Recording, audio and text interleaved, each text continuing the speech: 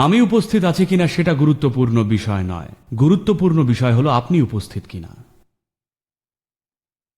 বেশিরভাগ সময় যখন এক জায়গায় বসে থাকেন তখন কিন্তু আপনি নেই, আপনি সারা ব্রহ্মাণ্ডে ঘুরে বেড়াচ্ছেন। তাই সবচেয়ে ভালো হলো আপনার মন এই অবস্থায় থাকলে জপ করুন বা কোনো সাধনা করুন অথবা গুরু পূজা করুন, যাতে আপনি উপস্থিত থাকেন। আপনি থাকলে আমিও আছি সব সময়। এখনো প্রতিশ্রুতি ভাঙিনি। যদি দেহ ছেড়ে দিই আমি তবুও উপস্থিত থাকব। তাই আপনাকে উপস্থিত থাকতে হবে, সেটাই সবচেয়ে গুরুত্বপূর্ণ বিষয়। উপস্থিতি। আমার উপস্থিতিতে কোনো ফাঁকি নেই, দরকার শুধু আপনার উপস্থিতিরই। এখন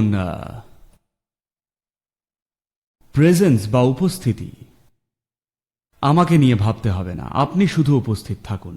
আমি খুবই উপস্থিত সব সময়। কিন্তু সদ্গুরু, আমাদের ডেট্রয়েটে যখন 6:20 তখন তো আপনি ঘুমোবেন। আপনি চিন্তা করবেন না, আমি ঠিকই আছি। এমনকি আমি মৃত হলেও আমি উপস্থিত আছি।